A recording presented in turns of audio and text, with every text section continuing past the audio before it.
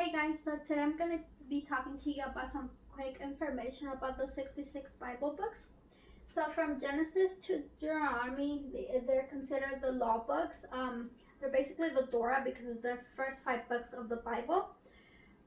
They talk about how they build their society, and the law could be divided into 3 categories. So the civil law, the ceremonial law, and the moral law.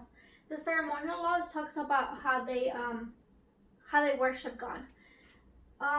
So in the books from Joshua to Esther, they talk mostly about the 800 years of history of Israel and the return to Jerusalem. So from the next books from Job to Songs of Solomon, the Proverbs is attributed to King Solomon, and Psalms is attributed to Israel. They basically talk about Israel's spiritual life. These books are considered the poetry and wisdom books, and they talk about mentioning questions about love, suffering, and wisdom. From Isaiah to Malachi, they talk mostly about the future, and they're the prophet book. We have the major prophets and the minor ones. The majors are considered major because they wrote more, and it will be from Isaiah to Daniel, and the minor prophets will be from Isaiah to Malachi. Sorry. And Matthew to John, it's talks more about the birth, life, death, and resurrection of Jesus. These books are considered the gospel books, and Matthew, Mark, and Luke are called the synoptic gospels because they had a common view. So basically, they talk about the same thing, but in different ways.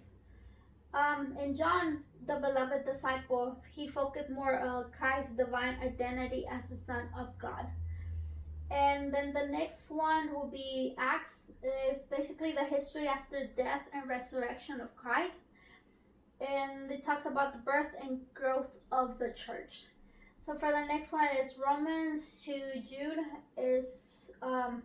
These books are considered the epistles or letters, and many of them were written by Apostle Paul. They offer advice, guidance, comfort, and hope to the new church. And the last one will be Revelation, which is the prophecy book. It contains visions and symbolism about the end of days, and it offers hope and certainty to the Christians.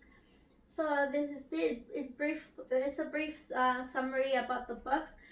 If you want me to talk more deeply into one of them, just leave it in the comments. I'll talk more about it. Thank you.